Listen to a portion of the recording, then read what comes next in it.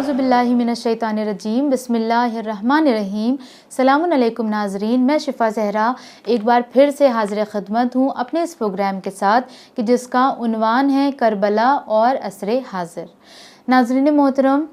ہم اس پروگرام میں مسلسل گفتگو کر رہے ہیں کربلا سے ملنے والے اہم پیغامات کے بارے میں، اور پھر ان پیغامات کو ہم اپنی زندگی میں کتنا فالو کر رہے ہیں، کیا ہماری زندگی میں وہ ساری چیزیں ہمیں دکھائی دیتی ہیں جو کربلا والوں کے اندر ہمیں ملتی ہیں۔ تو اس بارے میں ہم گفتگو کر رہے ہیں، اور آج کی بھی ہماری گفتگو کچھ اسی طرح سے ہونے والی ہے۔ ناظرین محترم،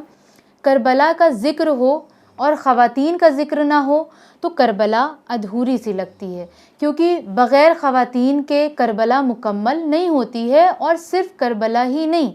بلکہ کوئی بھی سویلائزیشن ہو، کوئی بھی ریولیوشن ہو، کتنی ہی بڑی تحریک کیوں نہ ہو، بنا عورتوں کے کنٹریبیوشن کے مکمل نہیں ہو سکا ہے۔ جب تک کہ عورتوں نے اس میں کنٹریبیوٹ نہیں کیا ہے، وہ صحیح سے سعادت حاصل نہیں کر سکا ہے۔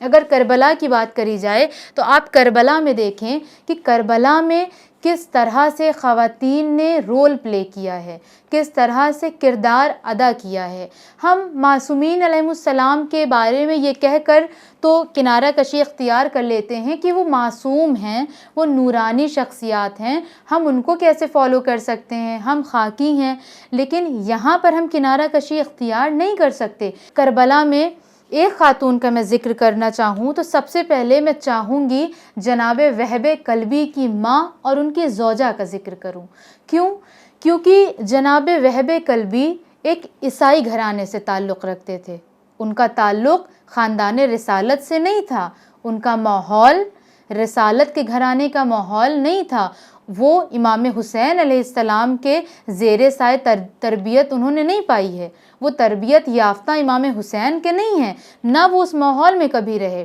اور نہ ہی ان کی زوجہ اور نہ ہی ان کی ماں۔ لیکن آپ دیکھیں ان کی ماں، ان کی زوجہ اور خود ان کا عزم ارادہ کتنا سالڈ، کتنا اسٹرانگ اور کتنا مستحکم تھا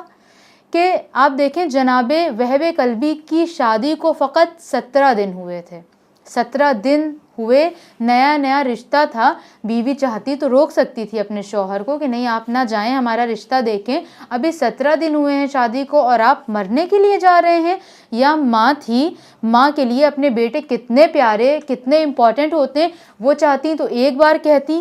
یہی کہہ دیتی ایک بار سوچ لو جانے سے پہلے۔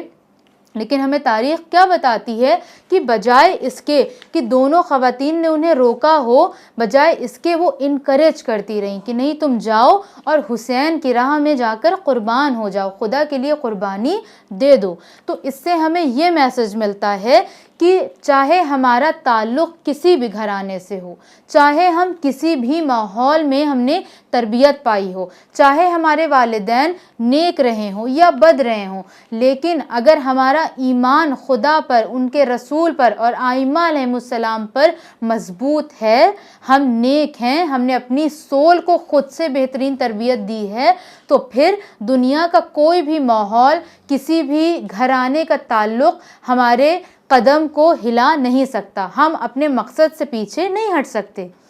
ایک یہ مرحلہ ہو گیا کہ بیوی اور ماں نے انکریج کیا اور وہ گئے جنگ کے میدان میں اور وہ وہاں جا کر شہید ہو گئے۔ لیکن جس وقت دشمن نے ان کے سر کو کاٹا اور خیام حسینی کی طرف بھیجا، اس وقت آپ جناب وہب کلبی کی ماں کا حوصلہ دیکھیں کہ ایک ماں کہ جو خاندان رسالت سے نہیں ہے، جو معصوم نہیں ہے، لیکن آپ دیکھیں کہ اتنی مضبوط عورت، اتنی مضبوط خاتون، اتنا مضبوط ایمان کہ اپنے جوان بیٹے کے سر کو اٹھا کر دشمن کی طرف پھینک دیا، واپس پھینک دیا، اور یہ کہہ کر پھینکا کہ ہم ایک بار جو محمد آل محمد کی راہ میں دے دیتے ہیں اسے واپس نہیں لیا کرتے۔ ہم نے ذکر کیا، آپ نے سن لیا، یہ تو ایک بڑی نارمل بات ہمیں لگتی ہے، لیکن اگر ہم اس کی ڈیپتھ میں جائیں تو واقعاً ہماری روح کانپ جاتی ہے کہ کس طرح سے ایک ماں کے اندر اتنا زیادہ حوصلہ آ گیا کہ اس نے اتنا بڑا کارنامہ انجام دے دیا۔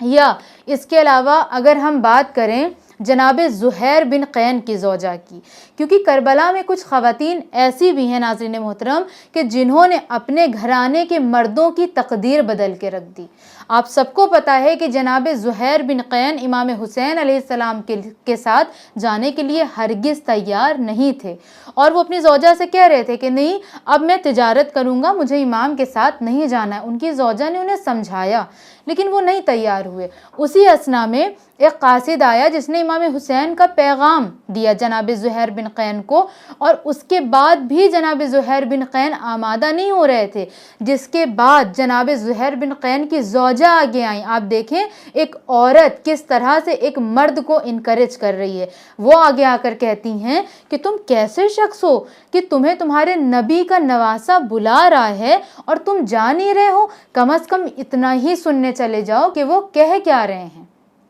جب ان کی زوجہ نے انہیں اس طرح سے سمجھایا اور جب وہ کنونسڈ ہو گئے تو وہ فوراً ہی اپنے خیمے سے نکلے، امام حسین علیہ السلام کے پاس گئے، اور جب وہ امام حسین علیہ السلام سے ملاقات کر کر واپس اپنی زوجہ کے پاس آئے ہیں تو اب جب وہ آئے ہیں تو ان کا انداز کچھ نیا تھا۔ وہ آ کر کہتے ہیں کہ دیکھو، میں تجارت نہیں کر رہا ہوں، میں حسین کے ساتھ جا رہا ہوں، اور میں تمہیں بھی آزاد کرتا ہوں تاکہ میرے مرنے کے بعد تمہیں کسی قسم کی کوئی اذیت نہ ہو۔ تو ایک یہ وہ خاتون تھیں کہ جنہوں نے اپنے شوہر کو اتنا انکریج کیا، جناب ام البنین ابو الفضل العباس کی ماں۔ لیکن آپ دیکھیں کہ جس وقت جناب ام البنین کا عقد ہوا ہے امام علی علیہ السلام سے اور آپ اس گھر میں آئی ہیں، تو آ کر امام حسن اور امام حسین سے آپ نے فرمایا کہ اے بچوں، تم مجھے اپنی ماں مت سمجھنا، میں تمہاری کنیز ہوں، مجھے اپنی کنیزوں میں شمار کرنا۔ اور اس کے بعد جب سے جناب ابو الفضل العباس کی ولادت ہوئی اور جناب ابو الفضل العباس سمجھدار ہو گئے، اس وقت سے جناب ام البنین گھٹی کی طرح مولا عباس کو یہ پلاتی رہیں کہ تمہیں کربلا میں حسین پر قربان ہونا ہے۔ آپ دیکھیں کتنی عظیم بات ہے یہ اپنے آپ میں۔ یہ کربلا کی خواتین تھیں، یہ وہ خواتین تھیں کہ جن کا ایمان اتنا مضبوط، اتنا پختہ تھا، جو اللہ کے لیے، اپنے وقت کے امام کے لیے اتنی پائس اور اتنی پیور تھیں کہ جنہوں نے دنیاوی محبت کو مقدم نہیں کیا، اولاد کی محبت کو مقدم نہیں کیا، بلکہ اللہ کی راہ میں ان سے جو کچھ ہو سکا انہوں نے سب کچھ قربان کر دیا۔ اس کے علاوہ جناب طوا، اگرچہ وہ کربلا میں موجود نہیں تھی لیکن ان کا شمار خواتین کربلا میں ہی ہوتا ہے، کیونکہ جناب مسلم کے بچوں کو بچانے میں ان کا بہت بڑا رول رہا ہے۔ اور اسی طرح بہت ساری خواتین ہیں جنہوں نے بہت ایسے کردار ادا کیے ہیں کہ جن کو سوچ کر ہمیں بہت زیادہ تعجب ہوتا ہے کہ ایک عورت کس طرح سے ایسا کردار ادا کر سکتی ہے۔ اب ایک ایسی خاتون کہ جن کا سب سے زیادہ ہم ذکر کرتے ہیں اور جن کو لقب شریکت الحسین کا ملا ہے کہ زینب یعنی شریکت الحسین۔ جناب زینب نے اتنا کنٹریبیوٹ کیا ہے کربلا کے مشن کو پہنچانے میں کہ یہ کہنا غلط نہیں ہوگا کہ اگر جناب زینب نہ ہوتی تو شاید کربلا کا میسج، کربلا کا مشن، کربلا کا پیغام آج پوری دنیا تک اسپریڈ نہ ہوا ہوتا، پوری دنیا تک نہ پہنچا ہوتا۔ جناب زینب ایک بہترین ماں، ایک بہترین بہن کہ جنہوں نے اپنے بھائی کے اوپر اپنے دونوں بیٹوں کو قربان کر دیا، اور تاریخ بتاتی ہے کہ جس وقت ان کے بیٹوں کے جنازے آئے ہیں وہ روئی نہیں، انہوں نے گریہ نہیں کیا۔ کیوں؟ کیونکہ وہ نہیں چاہتی تھی کہ ہم نے جو راہ خدا میں دیا، اپنے بھائی پر قربان کیا، اس پر ہم گریہ کریں، اور انہوں نے صرف اور صرف اپنے بھائی پر گریہ کیا۔ آج ہم سب کو ضرورت ہے کہ ہم دیکھیں